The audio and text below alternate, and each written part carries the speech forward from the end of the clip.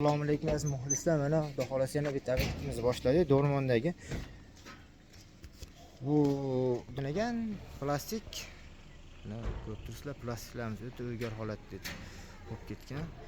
Ichkari qismlarimiz ham plastik bo'lgan. Kelar. Dizaynni ko'ryapsizlar. Xudo xolasa bu dizaynni o'zgacha holatda ko'rasizlar mana. Bu yoq tomonlarimiz xudo xolasa mana tushib ketgan joylarimiz ham bor. Anaqa joylar xudo xolasa biz bu uyimizni xudo xolasa ideal holatda qilib, chiroyli qilib remont qilib beramiz. Devorlarimiz ham tushib ketib qolgan joylari bor, sho'rlashib. Yo'qda mana o'zi tushishni boshlagan ekan. Biz buni xudo xolasa so'kil burchetga alkohollarigacha tortib bitirib beramiz, devorigacha. Devorlarni ham nelarni qilib, chiroyli qilib ko'rib bitta baho berasizlar. Bu bitmagan holatlar.